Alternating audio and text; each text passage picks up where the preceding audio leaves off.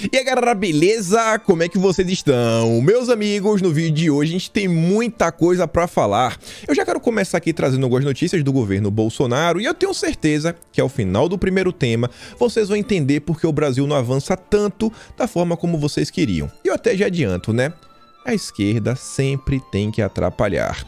Depois disso, vamos falar de economia. No dia de ontem, o Paulo Guedes deu uma entrevista bem interessante e ele falou algumas coisas aí que envolvem a classe política e é esse aspecto que, sabe, me deixa bastante interessado e a gente vai comentar. Quero trazer mais algumas notícias para complementar nesse tema, inclusive tem total relação com o primeiro tema, né? Por que as coisas no Brasil não avançam da forma que a população deseja? Depois, nosso terceiro tema, a turminha do Moro resolveu acionar um instituto de pesquisas na justiça. Qual o motivo? Não colocaram o nome do Arthur? Olha que absurdo. É motivo de levar à justiça? O autoritarismo dessa galera, né, é inacreditável. E ontem, Sérgio Moro escreveu um artigo onde demonstra um total desespero perante a sua situação eleitoral. Obviamente ele escreveu o artigo dele, né, no Antagonista, o portal que ele escreve. Vale a pena, tem muita coisa pra gente comentar, né, as atrapalhadas da turminha aí do Sérgio Moro. Depois vamos falar do Lula. E gente, eu tento correr de um tema, mas agora parece que todo santo dia sai a matéria na imprensa. O Lula, que era favoritíssimo, ganha de todo mundo, ele versus Bolsonaro ganhava aí com 95% dos votos. Agora, né, todo dia, ó, Lula liga o alerta, ó, Lula tá com isso aqui, ó, Lula teme Bolsonaro. E ontem saíram mais pesquisas aí que indicam algumas tendências, que olha, o jogo não tá ganho, que não é bem assim, tudo mais. Tá batendo desespero no PT, né? E olha que nem chegou às eleições e não estamos nem no segundo turno, que é o que eles realmente têm medo. E ontem também saíram algumas notícias que envolvem a esquerda, não só no Brasil como no mundo, para as pessoas entenderem de vez, né, o que é ter um governante de esquerda à frente do país. Nosso quinto tema, eu acho que é o mais tenso do vídeo de hoje. No dia de ontem, o ministro Luiz Edson Fachin deu uma entrevista, falou com o Globo. Fala de Bolsonaro, fala de fake news, fala de eleições. Ontem o Globo trouxe informação aí que envolve um almoço entre Bolsonaro, Braga Neto, Forças Armadas, confusão. Tem um PL 2630, tem um PL do Marco Feliciano, tem mais algumas notícias ligadas a fake news e desinformação.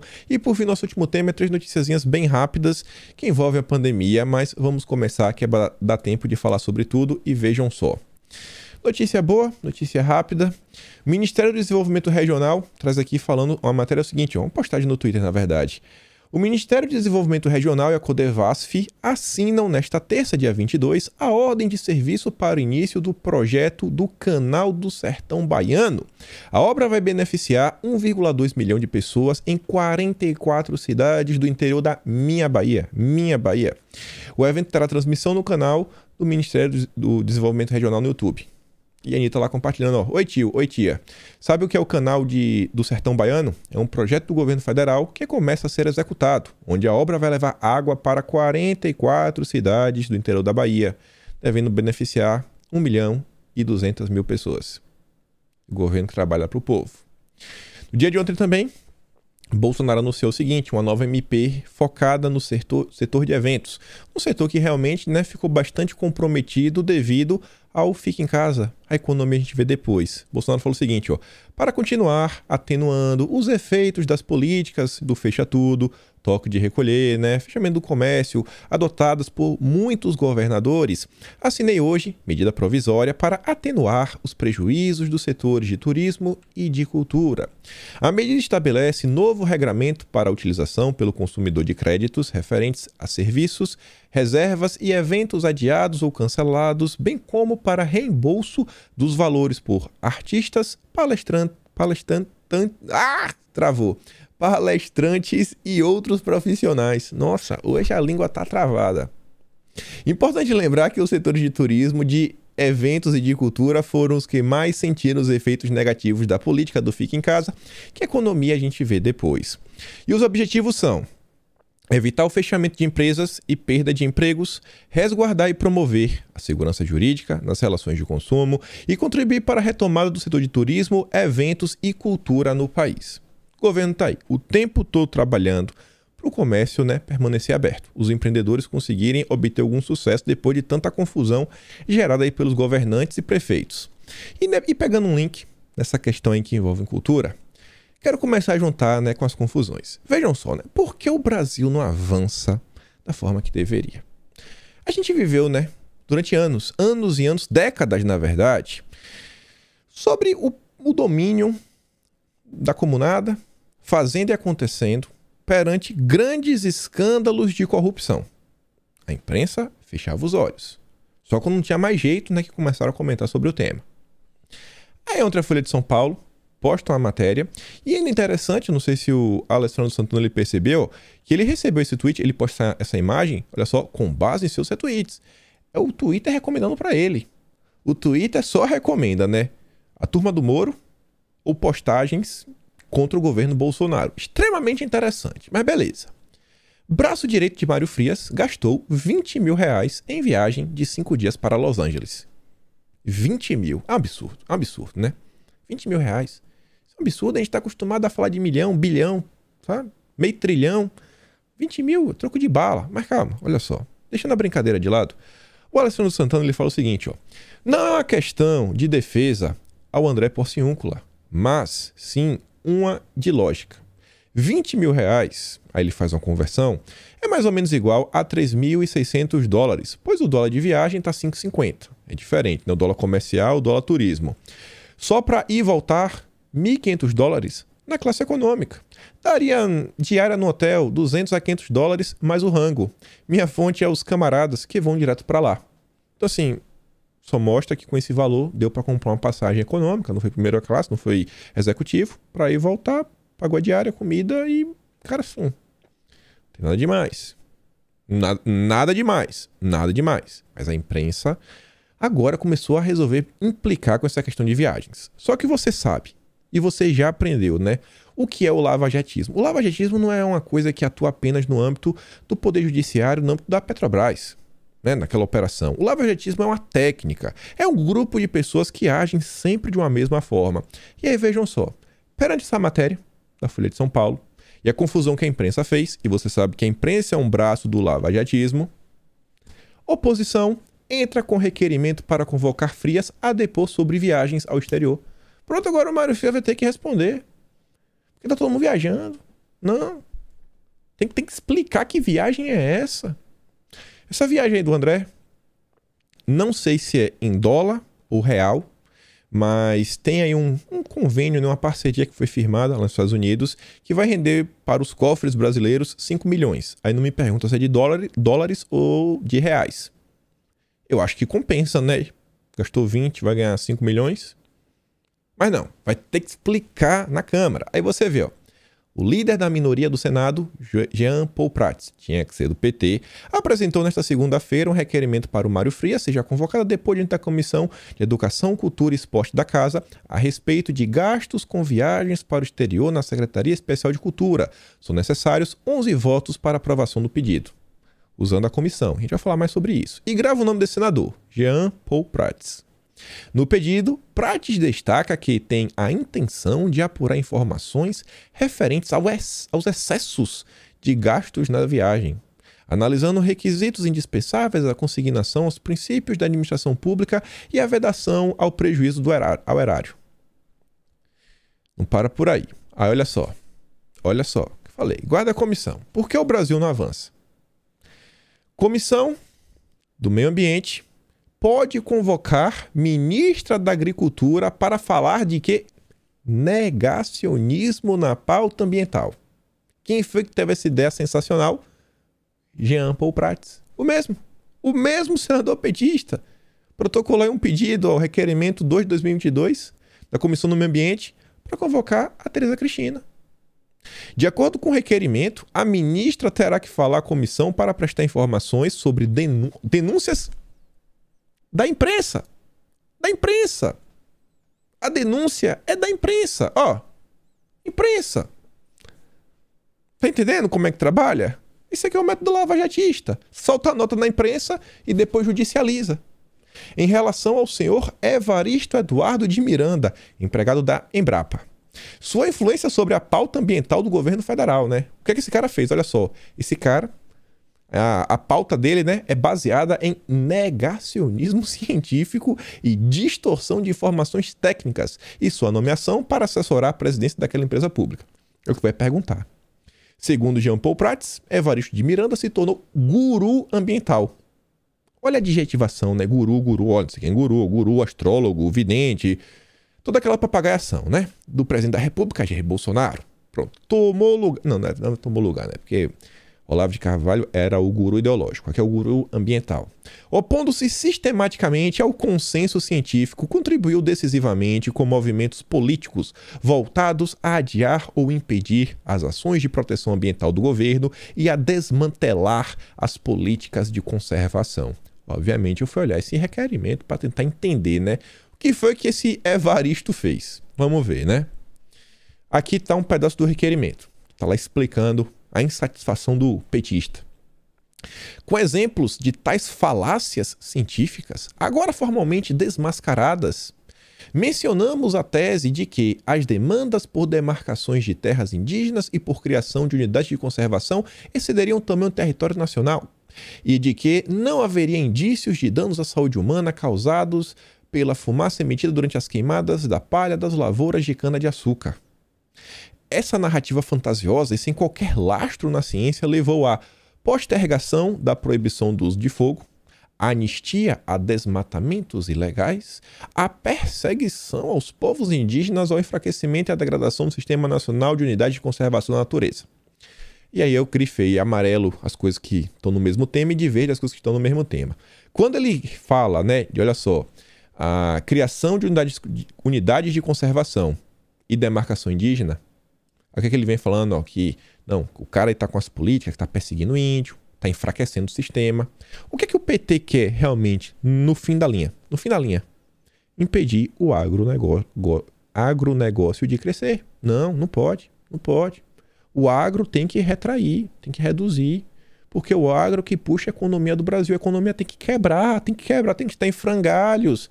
Senão o Lula não volta, senão a narrativa que Bolsonaro destruiu o Brasil não cola. Não cola. E a outra narrativa, olha só, né? Não, estão queimando a palha da cana-de-açúcar. O que é que eles querem, na verdade? Proibição do uso do fogo. O cara lá planta cana-de-açúcar, bota tudo junto depois, aí toca fogo, sei lá, até pra... Algumas vezes o pessoal usa isso daí até pra fertilizar a terra. Não conheço muito bem esse processo. Mas enfim, não pode. Querem dificultar a vida do trabalhador rural. Aí na justificativa ele olha como ele vai, né? Segundo os cientistas, autores do artigo, todo mundo é cientista. Botou o nome no artigo, é cientista. Você vê que hoje em dia é um adjetivo importantíssimo. Da mesma forma que a imprensa chama quem eles não gostam de blogueiros, negacionistas, cientista é para dar aquele status. Ó, o que esse cara fala, meu amigo, é mais verdade do que a palavra de Deus. A conduta do senhor Evaristo, muito bem recebida pelo governo, consiste no uso de táticas para produzir falsas controvérsias com a finalidade de enfraquecer a política ambiental e beneficiar, em consequência, setores do agronegócio que não têm compromisso com o desenvolvimento sustentável. Tá vendo quem é o alvo? O agro. É o agro. Sabendo que isso aqui vem de um petista, se eu tivesse que apostar o que é que está acontecendo, eu diria que o Evaristo é um cara que entende muito bem como é que a máquina funciona, entende de burocracia, é um bom funcionário e tá arrepiando. E o PT tá louco, porque o agro tá crescendo. Quem é que trava o Brasil, né? A gente vai saber se for convocado. Aí você vê, enquanto estão aí tentando convocar a Tereza Cristina, causar problema, a ministra segue trabalhando. Essa nota que ela até postou lá na página dela mesmo, que saiu no Ministério da Agricultura, mas eu trouxe aqui a postagem da Elisa. É o seguinte, ó, ministro da Agricultura, Tereza Cristina, e o ministro do Irã firmaram um compromisso de aumentar e diversificar a exportação de alimentos, commodities agrícolas, material genético do Brasil para o Irã e de produtos agrícolas e fertilizantes do Irã para o Brasil. Trabalha, entrega e trabalha.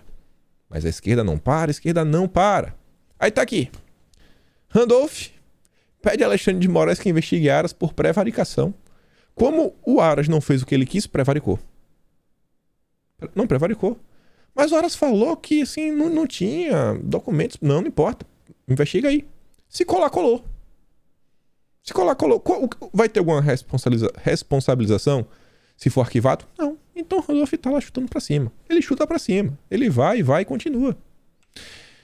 Comissão da Câmara cobra explicações de 11 demissões no MEC. Por que demitiu? Eu não sei qual foi a confusão, mas olha o seguinte, ó, MEC. Beleza, a gente sabe, a gente não sabe muito do MEC, a não ser que é o Ministério da Educação, né, e tudo mais. Só que a gente sabe de uma coisa, que tem uma senhora no Brasil, a tablet do Amaral, a garota dos tablets das lojas americanas. Ela, ó, meu Deus, né, a turma do Lema. Aí você vai ver a matéria do Globo. Olha quem foi que foi acionar o MEC. Felipe Rigoni, o garoto do Lema, do Renova BR. Tablet do Amaral, a tablet do Amaral, Eduardo Bismarck, Israel Batista, Rodrigo Coelho e Silvia Cristina. Eles querem saber o que é? Querem também a recomposição dos quadros técnicos, os quais devem ser reocupados imediatamente por profissionais qualificados. Quando esse pessoal vem com esse discurso bonitão de técnicos, que isso, qualificados, meu amigo, me assusta e me assusta muito. É só você ver onde vem a confusão. Porque o Brasil às vezes não avança, né? Porque a esquerda tá aqui o tempo todo botando uma pedra no meio do caminho, uma pedra no meio do caminho. Aí tem que tirar a pedra, para o Brasil continuar podendo avançar. E, gente, aqui é um exemplo do que eu acho que a gente devia focar agora nas eleições. Vocês que acompanham política, né, de forma um pouco mais densa, mais aprofundada diariamente, tenta olhar durante essas eleições os deputados de direita que vocês vão eleger, que tem um perfil mais ou menos assim, né, que eles saibam operacionalizar a máquina. Desculpa, saibam operar a máquina. Uma vez eleitos, empossados, eles saibam atuar. Não fiquem no Twitter. Ontem tinha uma deputada, adora botar marca d'água. Eu achei tão bonito ontem. A deputada, ela não compartilha ninguém. Ninguém. Né? Ela tem que pegar o post da pessoa e fingir que é dela. Ela botou uma marca d'água gigante numa informação que ela não tinha, que envolvia até a questão da rainha da Inglaterra. Tomou lá o carimbaço. Fake news. E era mentira o que ela estava afirmando. Era mentira. O médico falava que não, isso aqui pode vir ajudar. O médico falava que isso daqui pode vir ajudar. Ela falou, ó, a rainha tá tomando. Ninguém falou isso. Tomou um carimbaço. Não vota mais em deputado assim, pô, que fica lá o dia todo, sabe? Quer ser jornalista ou quer ser comunicador. Procura um deputado assim, ó. Tipo esses daqui, ó, da esquerda, que toca o terror. Mas procura um da direita. Tenta ter esse foco. Olha esse aqui e fala, cara, não, esse não, velho, tô cansado desse. Quero deputado que produz agora. Que seja chato igual o Randolfo, que seja chato igual a Tabata do Amaral. Só com de direita, né? Já pensou um Randolfo Rodrigues na direita? Mas enfim, entrando aqui pro nosso próximo tema, economia. Olha só o seguinte. Paulo Guedes deu entrevista pra Jovem Pan, falou umas coisas bem interessantes, dá play aqui pra vocês. Boa noite, ministro. Além da pandemia que o senhor comentou agora, o que afetou a implementação das reformas? O que faltou para conseguir concretizar a sua agenda liberal? Eu subestimei a resistência do establishment. Eu imaginava que depois de 40 anos, 4 décadas de estatismo, intervencionismo, dirigismo, como nós chamamos em economia, significa que o Brasil, o modelo dirigista, se exauriu. É patético quando eu vejo as pessoas, depois de um ano e meio de governo, nós inclusive em meio a um combate à pandemia, o modelo dos liberais, democratas não funcionou. É patético você ver um país por 4 décadas sendo exaurido, vendo a corrupção invadindo o seu sistema democrático, vendo a estagnação invadindo a economia, vendo o Brasil perdendo rumo, como os jovens brasileiros indo para o exterior em vez de virem para o Brasil os estrangeiros.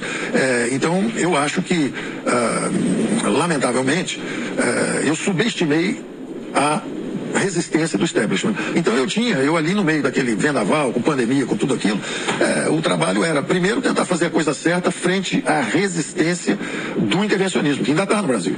É pervasive, quer dizer, é pervasivo, está em todo lugar. Tem uma mídia que ainda é dominada por centro-esquerda, são sociais-democratas, é natural, se habituaram, é hegemonia, 30 anos no poder. O establishment todo tem os seus métodos de resistência, em toda parte. Então, não é fácil você seguir. Mas nós tivemos apoio. Eu sinto que nós tínhamos apoio para seguir com as reformas. Fomos atingidos pela pandemia. Quando você é atingido pela pandemia, é mais um ano e pouco.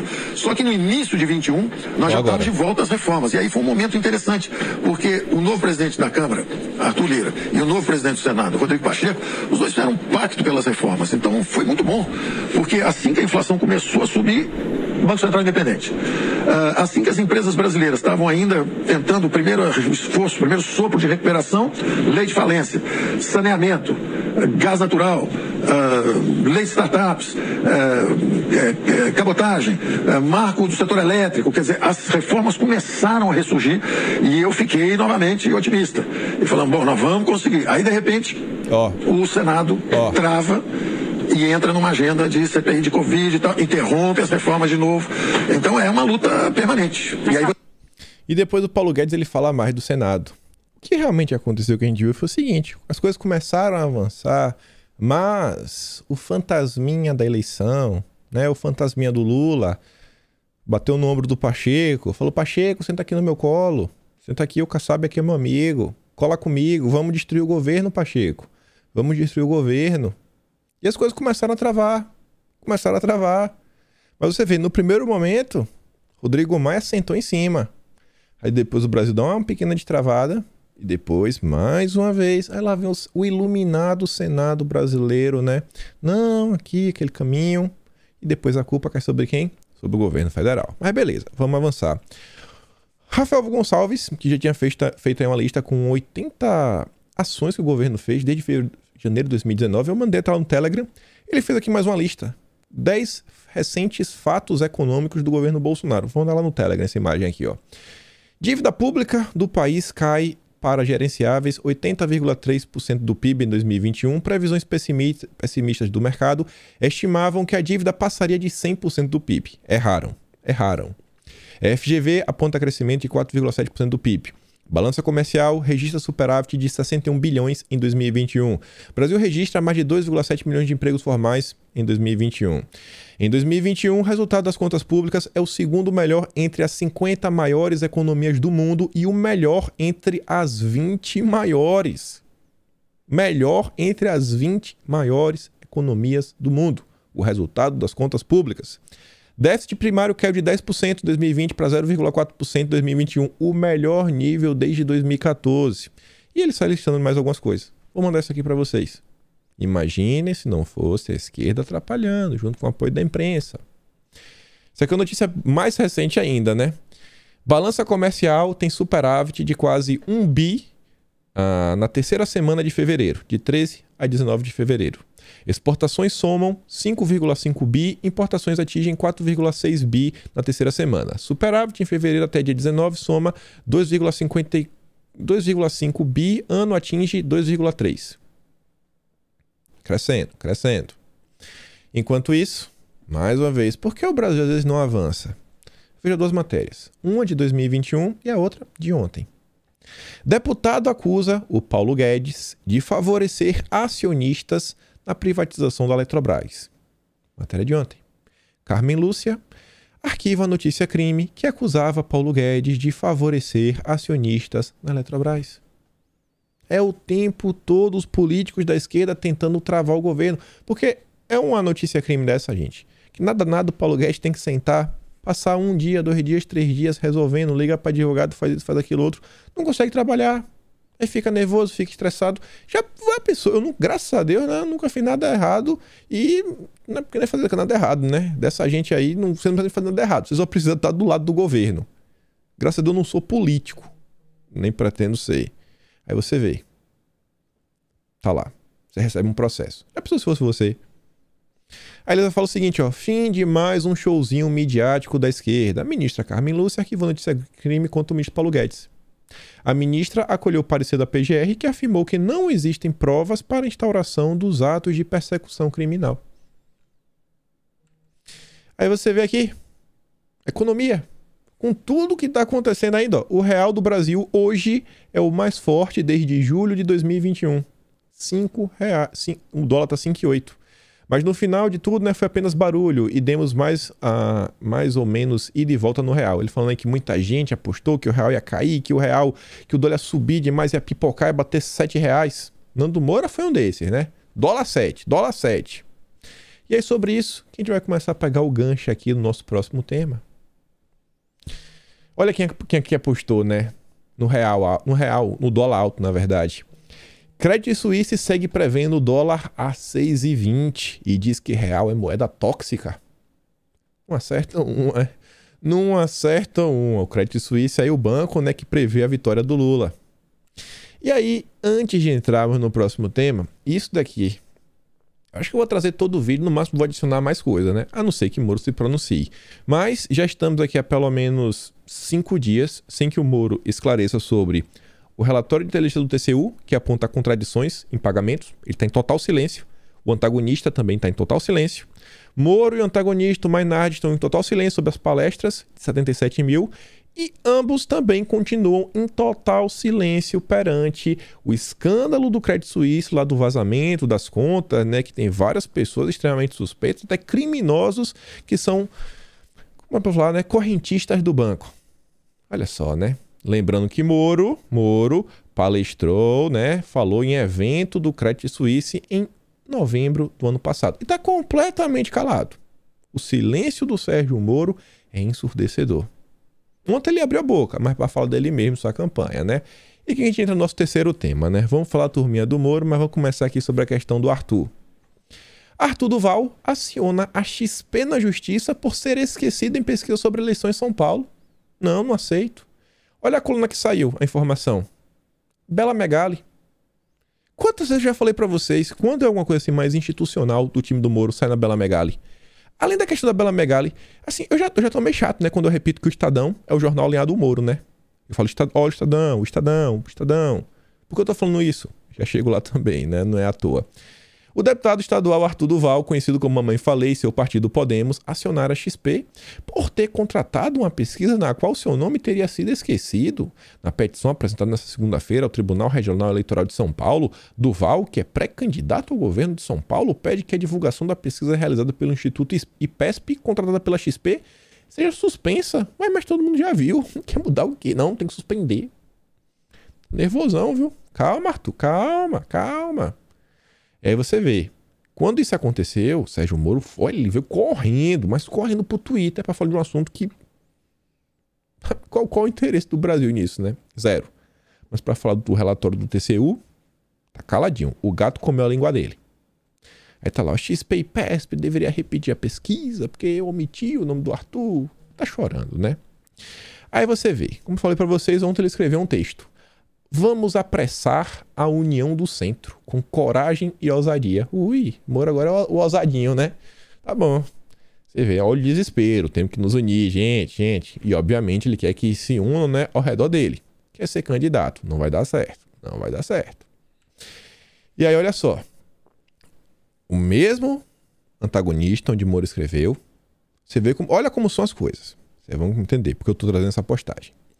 Veja...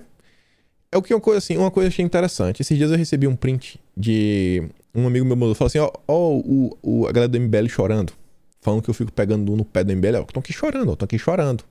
Eu falo, rapaz, eu sozinho, eu causo esse problema todo, estão sentindo demais, viu? Estão sentindo demais. E aí o cara, assim, eu vi assim, um post, dava dó, porque o seguidor do Moro era da turma do MBL e pelo post, e não era assim alguém como Rubinho Nunes, Kim Kataguiri, Renan Santos, esse cara mais esperto, era só o pé de pano da MBL. Ele não conseguia entender porque eu estava associando Sérgio Moro ao antagonista. Assim, eu acho que o cara ele sequer sabe que o Moro escrevia para o Cruzoé e agora escreve para o antagonista. E aí o Moro ele coloca esse artigo dele, e você vê quando a coisa quer avançar, isso é uma narrativa, na verdade é um movimento político, é um lavajatismo, né? Como sempre, o uso da imprensa para movimentações políticas. Aí tá lá, o Maynard, ele não só divulga como avisa, ó, vamos falar sobre isso no papo antagonista, mas falar sobre o Credit Suisse, sobre as palestras, sobre o relatório do TCU, todo mundo calado. Aí vamos pro artigo. Durante o ano de 2021, mantive contatos periódicos com potenciais candidatos da assim chamada terceira via. Embora não tivesse ainda me decidido a voltar ao Brasil e apresentar meu nome, sempre destaquei que, se ingressasse na política, contribuiria em 22 para o esforço conjunto contra a polarização entre Lula e Bolsonaro. Você percebe que nesse início de texto, o Moro já está deixando claro que mesmo antes dele ser candidato, e a gente acompanhando a época, ele já estava se movimentando nos bastidores, mantendo conversinhas com o Luciano Huck, com o João Dória. Lembra que aquela reunião, que aquele almoço, na verdade, entre o Moro e o Luciano Huck, o convite partiu do Moro. Foi o Moro que convidou o Luciano Huck. Moro que é amigo da Ilona Zabó, Ilona Zabó que é amiga do Luciano Huck. Quem que estava, inclusive, organizando, né, a campanha do Luciano, os movimentos políticos do Luciano Huck? Paulo Artung, a Ilona Zabó, o Movimento Agora. O Movimento Agora que tem no conselho, né, o Armínio Fraga e o Paulo Artung. Ilona Zabó, Jorge Soros, FHC, Fórum Econômico, Moro. Já sabe quem é, né? O tipo de candidato. Aí vai lá. Para além da insatisfação com a renovação do fracasso, Preocupavam-me as credenciais autoritárias dos extremistas, especialmente ilustradas pela hostilidade à imprensa, pelo aparelhamento das instituições e, olha agora, cadê? Corrupção da democracia. Já que ele não pode chamar Bolsonaro de corrupto, que não tem nada para provar, agora Bolsonaro ele corrompe a democracia. O jogo de palavras do Moro realmente ele é um malabarista. E pelo fomento à divisão entre os brasileiros. Ele a raiva que ele tem. Persisto. Com o mesmo entendimento em 2022, agora, já na condição de pré-candidato, a união do centro é conveniente e deveria ocorrer. Na minha opinião, o quanto antes seria melhor. Venham. Dória, seja o meu vice. E no final desse parágrafo, segundo parágrafo, o Moro deixa um link, ó. Há quem entenda, porém, que essa união possa esperar momento oportuno. Não devemos esperar, porém, nos enganar. Desculpa, não devemos, porém, nos enganar. Esse aqui é um hiperlink para essa matéria. O Moro, em seu artigo, divulga outra matéria do antagonista, do Cláudio Dantas. O que é que está falando na matéria? Último parágrafo da matéria. Muito cacique para pouco voto. A União Brasil contra com fundo eleitoral de 1 bilhão. Suficiente para azeitar as negociações de uma frente anti-Lula e anti-Bolsonaro. Querem meter a mão no fundão do Bivar, no fundão do União Brasil. Dinheiro, dinheiro, dinheiro, dinheiro, dinheiro. Aí usa do antagonista para fazer pressão política em outros grupos. Vamos continuar. Recentemente, dia 19, Diogo Mainardi renuncia e Dória. O Moro quer que o pessoal se una, né? Para ele ser o candidato. E aí o Dória, renuncie, Dória. Vamos unir, renuncie, Dória. Desista. Desista. Desista, Dória. Desista, Dória. O uso da imprensa para uma movimentação política. Lava-jatismo. Aí tá lá, ó. É aquela matéria ainda que é interessante, né? Que o Mainardi, ele sabe, ó. Em outubro, com o fim da epidemia. Ele sabe que a epidemia vai acabar em outubro. O Mainardi é evidente. E falava, ó, a imagem do João Dória foi queimada por sua avidez. Agora ele tem uma oportunidade para tentar reverter o estrago, renunciando à sua candidatura e provando que é capaz de privilegiar o Brasil em detrimento de seu interesse pessoal. Renuncie, Dória, renuncie. Aí vamos voltar para o artigo do Moro, que não acabou. Os extremos contam com as máquinas de propagação de mentiras e vão usá-las contra qualquer pessoa que use atrapalhar o desejo deles de se enfrentarem no segundo turno das eleições. Bom, será que o Moro sabe quem é o Luciano Ayan? Só uma pergunta, não tô falando nada, né? Se o Moro sabe, que assim, o Moro coloca o dedo na cara dos outros para chamar de mentiroso e tudo mais. Sei, viu, Moro? Enquanto a união no mundo político demora, percebe-se a intensificação na sociedade civil e no setor privado do desejo de que o Brasil escape da armadilha de polarização política irracional. Peraí. Olha só. Você concorda comigo? Se a sociedade civil e o setor privado realmente estivessem, né, focados em fugir da polarização, Moro, Dória, Eduardo Leite, juntos, somados, né, eles teriam tipo 60% dos votos? Ou pelo menos 50% dos votos? Porque o que a gente vê no Brasil é que os votos estão divididos entre Lula e Bolsonaro. Só se, quando ele fala sociedade civil, ele está falando da sociedade civil organizada, no caso, as ONGs, os institutos. E realmente faz sentido, né? A Open Society Foundation do Jorge Soros financiou a galera no Brasil. Faz total sentido, realmente, essa turma tá apoiando o Moro. Mas beleza. Aí ele vem e fala o seguinte, ó.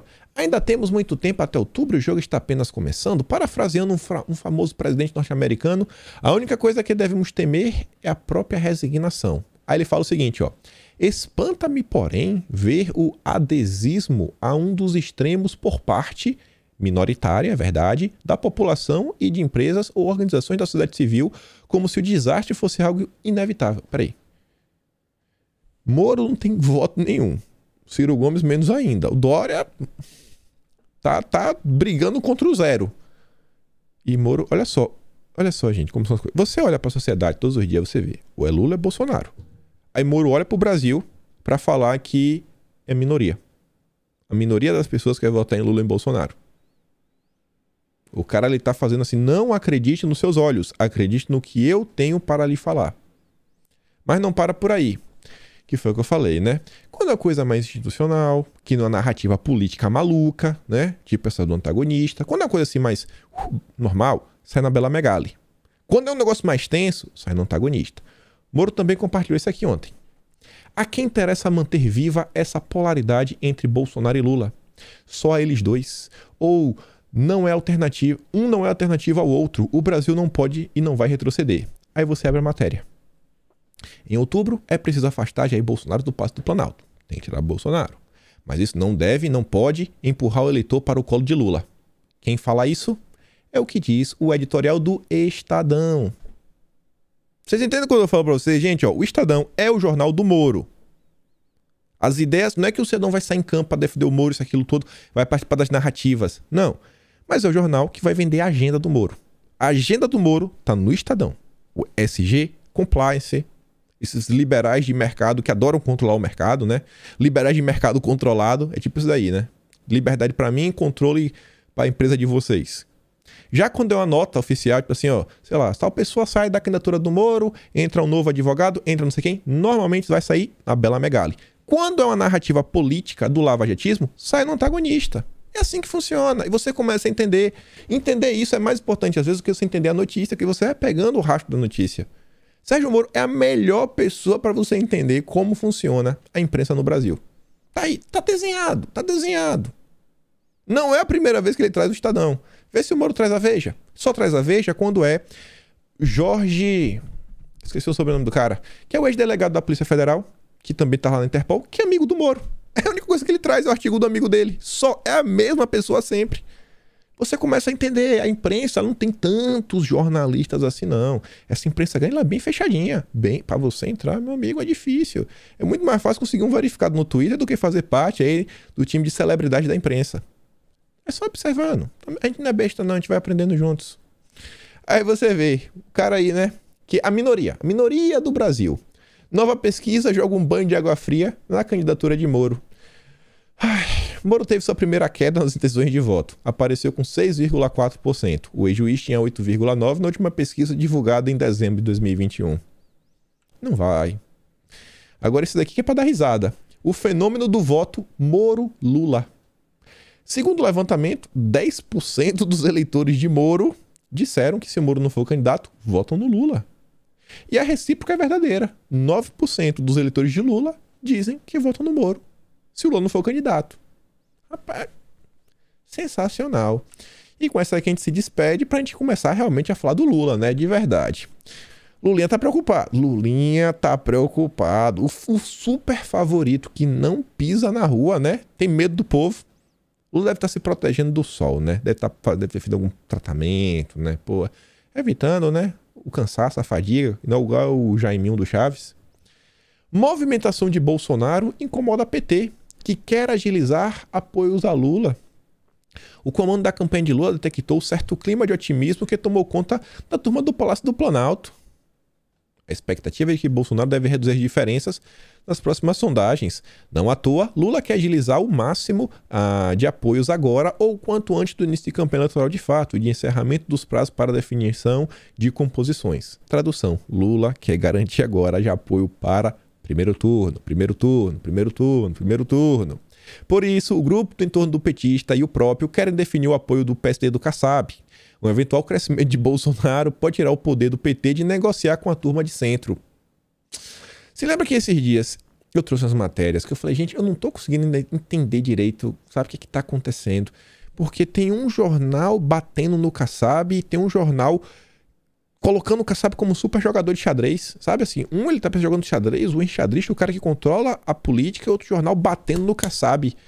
Você tá vendo, né, que assim, o Lula, ele realmente tá querendo colocar o Kassab no time dele. Não sei, né? Vai que o Lula acionou a imprensa, né? Bate no Kassab aí, velho. Dá uma desgastada nele, que é pra ver se ele finalmente aceita compor comigo. Aquela matéria tá começando a fazer um pouco de sentido na minha cabeça. E olha só, a viagem à Rússia e a visita de Bolsonaro a Petrópolis são vistas como episódios que podem favorecer o presidente e talvez trazer-lhe dividendos eleitorais. É um tema que eu assim, acho meio difícil de conversar, para colocar ele assim na mesa e explicar e se fazer entender, mas é uma coisa que a gente já falou algumas vezes. Agenda. A gente já falou algumas vezes, olha a importância de uma boa agenda. Se você faz uma agenda bacana, nos lugares certos, nas horas corretas, com as pessoas certas, cara, vai ser bom. Vai dar bom. Vai dar bom. O presidente vai colher frutos. A viagem pra Rússia, cara, foi sensacional. É só olhar tudo. A repercussão nas redes sociais. Pô, teve uma certa união assim da direita, o pessoal que tá assim meio chateado. Curtiu, né? Fazer os memes, só pra botar pra imprensa passar mal de raiva. Todas aquelas coisas que aconteceram, né? Assim, a forma como o Bolsonaro foi recebido pelo Putin, tapete vermelho, né? Tratamento VIP. Tratamento VIP. Aí da Petrópolis, assim, não foi nada demais, mas, pô, veja só. Da outra vez que Bolsonaro... Olha só, quando teve aquela calamidade na Bahia, assim que teve, o governo já mandou gente, já mandou ministro, já mandou dinheiro, fez tudo. Mas por que Bolsonaro não foi? A imprensa começou a jogar pedra. Pedra, pedra, pedra, pedra, pedra, pedra, pedra. Cara, Bolsonaro tinha feito tudo que ele podia. Só porque ele não falou publicamente. Cara, ele tá mandando dinheiro e as pessoas, que é o mais importante. Não importa, a imprensa vai bater. Dessa vez, que ele não esperou a imprensa falar nada, inclusive ele antecipou a volta dele da Hungria para chegar um pouco mais cedo. E aí agora? A imprensa não só não falou nada, como tá aí, ó. Vai dar bom. E o Lula tá com raiva, porque vai favorecer Bolsonaro. Ele não fez nada diferente. Ele só foi lá, só para não encherem o saco dele. Mandou dinheiro, colocou os ministros, colocou as Forças Armadas à disposição, Polícia Federal, Polícia Rodoviária Federal, Polícia Federal não sei, mas Polícia Rodoviária Federal, tudo lá, Ministério da Saúde. Da outra vez, só porque ele não falou e não apareceu na imprensa. Tá aí, a coisa não tá... E olha que Bolsonaro ainda não entrou no modo campanha, né? Começando a falar umas coisinhas, né? Chamar o Lula... Vem cá, Lula, vamos conversar. Vamos relembrar o passado do PT. Aí você vê a matéria da Veja. Matheus Leitão, filho da Miriam Leitão. Pesquisa acende alerta para Lula. Uai! Petista vem perdendo vantagem. Mas ainda tem chance de vencer no primeiro turno, viu? Alerta. Mas o cara não é favorito. O cara é o favorito do Brasil. Tinha 75%. Agora não ganha mais. 75% ele nunca tinha, né? A gente fica brincando. Que interessante. É engraçado como as coisas vão mudando assim no intervalo de tempo tão pequeno. E aí, uma matéria na imprensa ontem, ó. Como o Gilberto Kassab virou o dono da bola na corrida eleitoral. Te vira aí, Lula. Te vira aí. Mais uma matéria que junta essas confusões que envolvem o Kassab e envolvem o Lula. Vamos ficar de olho nessa situação. E aí, olha só. Um motivo a mais para já se preocupar com a volta da esquerda. Se o Lula já está, né, falando sobre a próxima indicação para o STF, caso ele seja eleito. E o pessoal já fala que um dos nomes é o Zanin, que foi advogado dele. Imagina os ministérios. Era tudo loteado. Imagina agências reguladoras. Imagine outros cargos do judiciário. Imagina o que é a volta da esquerda, pessoal. E aí você vê. As cortes, inclusive a Suprema Corte, decide sobre muita coisa que é bastante importante. Inclusive podem assim mover realmente assim, né, a direção para a qual a sociedade caminha. Quer um exemplo disso? Olha isso daqui. Política pública do governo Bolsonaro. Dar a chance do cidadão adquirir alguma coisa para se defender, né? Já sabe o que eu estou falando. Olha os valores.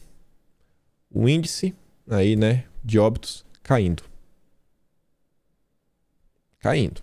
E um governo que, não, cara, você vai ter acesso. Ter acesso. Uma política pública como essa, você vê, né? Quando o Bolsonaro ele coloca uns decretos lá no passado, já judicializaram, já levaram para o Supremo. Se você tem um Supremo de direita que segue esses princípios de Bolsonaro, nada acontece. Vão gritar e nada vai acontecer. Mas quando você tem uma composição da maior parte de esquerda, aí todo mundo tem lado, né? Aí lá nos autos o cara vai determinar com base no pensamento jurídico dele e vida que segue. Aí você vê isso daqui. Olha essa matéria. Na matéria não, desculpa, uma postagem. A Manuela Dávila posta esse vídeo e diz o seguinte, ó, histórico. Eu grifei 3 coisas. Para mim tem 3 pedaços. Podia até grifar só o histórico, porque ele já tá celebrando, né? Histórico. O meu corpo, minhas regras, até 24 semanas. Um tema de saúde pública foi aprovado pela Suprema Corte da Colômbia. Aí você vê. Ela destaca, né, até... Gente, 6 meses. 24 semanas são 6 meses. 6 meses. Tem muita criança de 6 meses que sobrevive. Foi aprovado pela Suprema Corte. O Lula já tá negociando, viu? E o que isso daí é pra ela? Saúde pública. Ué, saúde pública? É um tema de saúde pública. Não dá. Não dá, não dá. Não dá. Olha só esse daqui. Joaquim Teixeira ainda lembra, né? Na igreja com Haddad. Uhul! Histórico. Histórico. Vai votar na esquerda? O Bolsonaro até fala, e aí? Então, né, vamos combinar aqui, né? Todo mundo vai desistir dessa maluquice aí de campanha do voto nulo. Voto nulo, né? Não dá. Os super conservadores, que falam tanto nas pautas, né? Depois não reclama. Que aí não cola, né? Fica meio feio pros super conservadores. E olha como são as coisas, né? A esquerda, ela sempre trabalha, né, com a linguagem. Ela pega, por exemplo, os defensivos agrícolas, é agrotóxico. Já o Meu Corpo, Minhas Regras é saúde pública. Olha isso daqui. Centro pelo Direito Reprodutivo. Olha que nome bonitinho. É pelo direito reprodutivo. Olha como ele se refere a uma coisa tão nefasta. Então ali, ó. Uhul. Uhul. Coraçãozinho. Celebrando, gente. Isso que é a esquerda. Isso é a esquerda. Não dá. México e Argentina já estavam e agora foi a vez da Colômbia. Ó. Tá ali a matéria do UOL. E aí o PSOL e ONG pedem no Supremo que deixe de ser crime até 12 semanas. Só 3 meses. Oh, meu Deus. Vocês acham que vão parar em 3 meses? Vocês acham que na Colômbia vai parar em 6 meses? Ou agora o próximo é... Nasceu é meio feio, joga fora. É como as coisas vão avançando. Tinha uma coisa que eu esqueci de anexar no vídeo, vou mostrar aqui pra vocês rápido. Que é para dar tempo de falar do último tema. Deixa eu ver aqui. Eu vou até pausar pro vídeo não ficar longo, peraí. Pronto, voltei do pause. Eu esqueci de colocar isso aqui no vídeo. Apoiadora do Sérgio Moro. Apoiador do Sérgio Moro. Sérgio Moro tenta vender a história, né, que ele é um conservador. A Paula Marisa, ela trouxe aquela matéria, né? Ela critica o que aconteceu na Colômbia. E a apoiadora do Sérgio Moro fala o seguinte, ó. Moro no nome. Vai dizer isso para uma médica que atende uma mãe desesperada que usa talos de para interromper. Mas interromper. Não é nem que tá tirando a vida, não. Tá só interrompendo. É uma pausa. É o que nem eu fiz aqui no vídeo, né? Deu uma pausa. Deu uma pausa. Seu presidente não melhorou uma vírgula a saúde. Sua lambe-botas de macho escroto. É esse tipo de gente que apoia o Sérgio Moro. Vai lá. Não. Moro. Direita, né? Tá bom. Tá bom. Aí, olha só. Guilherme Boulos vai dar aula sobre capitalismo em curso organizado por Noam Chomsky. Isso daqui ia passar batido por mim. Ia passar batido mesmo. Eu só vi isso daqui chamando a atenção por causa de um post da página seguinte. O Guilherme Boulos vai dar uma aula em um curso sobre as consequências sociais do capitalismo. Ele vai se chamar A Luta pelo Direito à Cidade no Brasil. Hayat Suki, ela foi atrás disso daí, né? Para tentar entender o que é essa questão de direito à cidade. É uma ideia que surge pelo Lefebvre, não sei se fala assim o nome do cara, mas é o seguinte, ó. A noção de direito à cidade, proposta pelo Lefebvre, tem, portanto, um sentido revolucionário, revelando a necessidade de transformação radical da sociedade e, consequentemente, do seu espaço de vida. É nesse sentido o horizonte utópico que orienta as lutas urbanas. É sobre isso aí que o Guilherme Boulos vai estar falando. Imagina aí, né? Transformação radical da sociedade. Um sentido revolucionário. Custo de capitalismo. Isso que é a volta. Isso que é a esquerda chegar ao poder. Isso é a esquerda chegar ao poder. E aí vamos falar do nosso tema. Tema tenso, tenso. O Globo ontem fez essa matéria. Na verdade já saiu já aqui no dia de hoje, já, né? Durante a madrugada, 00:15. O ministro Luiz Edson Fachin diz que não há dúvida de que Bolsonaro vazou dados sigilosos. A Procuradoria da Câmara falou uma coisa, a AGU falou a mesma coisa que a Procuradoria e a PGR também estão desse lado, e a Polícia Federal, o Fachin estão do outro lado aí, né? Questionado sobre a atitude do presidente, Fachin foi direto e ressaltou a importância do respeito ao processo eleitoral. Sim, quanto a isso não há dúvida de que Bolsonaro vazou dados sigilosos. O povo precisa ir de modo livre escolher os seus representantes. A Justiça Eleitoral garantirá a organização das eleições para que isso ocorra, diplomará os eleitores, eles tomarão posse e governarão, a partir das escolhas das lideranças que o exercício da soberania popular fizer. E este é o caminho que deve ser utilizado, disse o ministro. Provocado sobre um pedido de arquivamento de inquérito que apura se Bolsonaro cometeu crime ao divulgar as informações feito pelo PGR Augusto Aras, o ministro disse que a PGR tem a prerrogativa de ofertar a denúncia ou, eventualmente, pedir o arquivamento do inquérito. No entanto, o ministro disse que não teria a mesma atitude que o presidente da República. Ele também classificou a desinformação no processo eleitoral como uma preocupação imensa que tem todas as mentes, e corações democráticos no Brasil têm hoje. Segundo o ministro, sua preocupação é com a utilização da desinformação para propalar o caos, para, a partir do caos, recriar uma estrutura autocrática de Estado. Esse ponto acho meio complicado. Até o momento, já teve tantas opções aí, né? Estão falando que Bolsonaro vai dar um golpe desde, sei lá de quando. O Bolsonaro vai dar o golpe, Até hoje não viu nenhum golpe, sabe? Assim, não sei. Sem citar nominalmente o presidente, o ministro deu recado aos ataques que tem como alvo os ministros do Supremo, inclusive com pedido de impeachment, como já ocorreu com o ministro Alexandre de Moraes, e do fechamento do Supremo durante os atos antidemocráticos em 7 de setembro do ano passado. Você percebe que a imprensa sempre chama de antidemocrático? É porque daqui a 20 anos, quando seu filho, pequeno hoje, ou que nem nasceu, tentar se informar, ele se desinformar. Foi antidemocrático. Assim, pessoal, eu acho que pode ter tido realmente alguém que pediu o fechamento do Supremo. Mas acho que a grande maioria do Brasil, a grande maioria das pessoas que estavam nas ruas, a meu ver, posso estar desinformado também, né? Pode ser um erro meu. Estava pedindo um pouco mais de liberdade. Mas, confusão à parte, né? Aí você vê, a imprensa tá aí bem unida, né? Numa certa narrativa. O que farão se ele não aceitar? Pronto. Tá todo mundo falando que o Bolsonaro não vai aceitar. Aí os petistas falam que não pode ter segundo turno, porque os bolsonaristas vão radicalizar e vai ser um problema para a democracia e tudo mais. E o Leonardo Coutinho fala o seguinte: beleza, Folha. O Bolsonaro já perdeu e não vai aceitar o resultado. Nada de novo. Diga-se, este é o mantra do momento. Vocês ficam repetindo isso o tempo todo. Agora vem cá.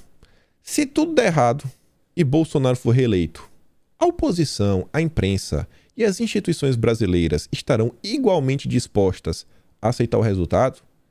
Porque o que fica meio que no ar, né, é que a imprensa, pelo menos a imprensa, não aceitou a vitória de Bolsonaro em 2018, até agora. A esquerda também, né? É o tempo todo tentando derrubar o presidente. Aí ninguém aceitou. Ninguém aceitou. É o tempo todo acusando o presidente de dar um golpe. E aí tem um tema que vem crescendo na imprensa, já foi uma matéria, outra, a gente já comentou. Eu acho que ainda é continuar acompanhando e peço pra vocês, gente, acompanha na boa, vê, não fica elocubrando, pensando demais, espera, bora ver o que, é que vai realmente acontecer.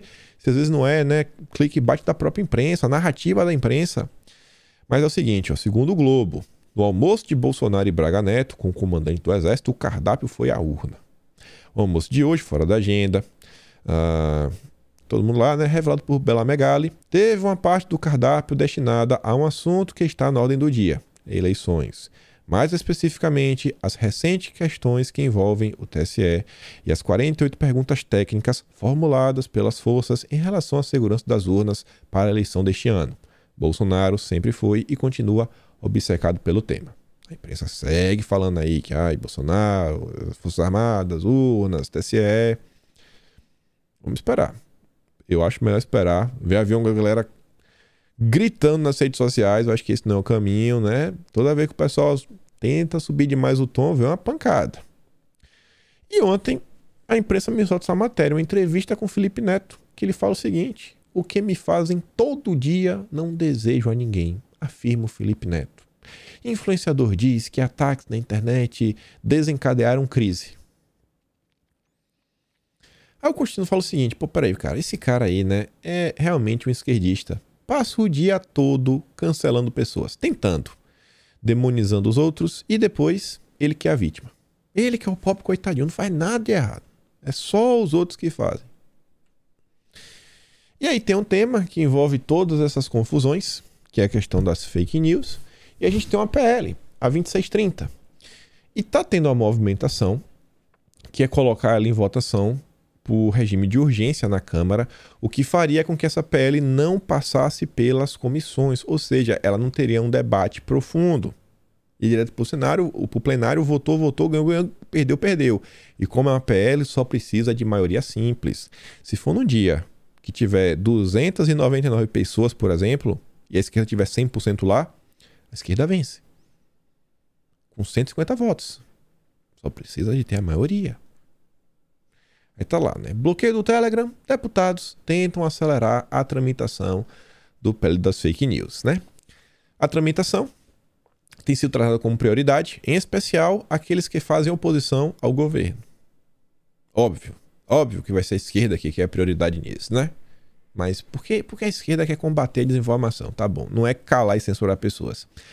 Apesar de declarações recentes do Arthur Lira de que o projeto poderia ser colocado em votação nesta semana, o próprio relator, menos mal, do PCdoB, ainda articula conversas com líderes das bancadas e com lideranças do Senado. Por que ele está fazendo isso daí? Não adianta colocar em votação. E aí que são algumas questões. Por exemplo, às vezes se o Lira colocasse em votação amanhã, o texto caía. O cara da esquerda, às vezes, ele quer mais tempo exatamente para poder convencer pessoas e aprovar. Agora, a coisa é certa. Quando ele conversa com o Senado é porque eles sabem que na Câmara deve ocorrer alguma mudança. Havendo mudança na PL, vai voltar de novo para o Senado. Para ser aprovado de novo no Senado, ele não precisa voltar para a Câmara. Ou seja, então, ele já está conversando com os senadores para articular. Ó, a gente vai mudar isso, a gente vai incluir isso. Já fica ligeiro. Conversa com a galera, traz uns votos. A gente vai aprovar, de urgência, para mandar para o Pacheco. E o Pachecão, né, parceiro do Lula, senta no colo do Lula com o Kassab. Então, a gente vai com tudo. Essa do Senado, não tem o que duvidar. O que ele tem com a bancada que a gente não sabe, né? Se tem voto, se não tem. Se seria vantajoso votar por agora, não. Tem mais discussão. A matéria da Gazeta conversou com o Paulo Martins, também conversou com o Diego Garcia. O Paulo Martins fala o seguinte, ó, para a base governista, o projeto também representa riscos à liberdade de expressão. Segundo o deputado federal Paulo Martins, que participou do grupo de trabalho do qual originou o texto substitutivo apresentado pelo relator, o momento não é apropriado para acelerar a tramitação da matéria. Colocar esse PL em votação é imaturo. A matéria é praticamente desconhecida por quase toda a Câmara, quase ninguém sabe. Estamos falando de tecnologia, de uma série de conceitos novos e também de coisas que nem conceito pacificado tem. Quer um exemplo? O próprio conceito de fake news, que é algo bastante aberto. Isso pode levar a um comprometimento contra a liberdade de expressão. O que é fake news? Quem define o que é verdade e o que é mentira? Vai ser a esquerda, né? Do jeito que eles querem deixar na mão da esquerda. Isso é bem óbvio, bem óbvio. Tem que ficar de olho. Nesse momento, acho que a pressão realmente recai sobre o Arthur Lira, né? Lira, resolve aí, meu irmão, que tá ruim, viu? Tá ruim. E só pra gente fechar aqui o vídeo, que não vai dar tempo de falar de pandemia, mas a notícia é bem rápida, é só pra dar os parabéns, na boa. O Marco Feliciano teve uma infeliz ideia com aquele projeto dele, né? Que é criar uma comissão da verdade. O Ministério das Comunicações tem um órgão para verificar o que é mentira e o que é verdade. Ele fez uma PL e ele desistiu. Após críticas, Feliciano retira para de criar órgão estatal de combate à fake news. Não é isso não, é outra coisa. Ele queria determinar quem fala a verdade e quem fala a mentira. Parabéns para Feliciano. Errar, todo mundo erra. Agora sim, reconhecer que não fez uma coisa certa e tirar o projeto, parabéns, deputado. Parabéns, teve a humildade de falar, pô, fiz errado, realmente recebi, não pensei direito. E na matéria fala que ele conversou com políticos e viu que não é o caminho, não é esse daí. Ele teve boa intenção. Parabéns, merece parabéns, merece. Amanhã a gente comenta de pandemia. Era 3 noticiazinhas. Deve ter mais coisa amanhã. A gente fecha tudo. E por hoje, dá aquela curtida, dá aquela compartilhada. Já sabe, né? Se gosta do meu trabalho, considere me apoiar. Se não é membro do canal, me apoia pelo Patreon. Link tá na descrição. E com certeza, sem sombra de dúvidas, a gente se vê amanhã. Fui, meus amigos.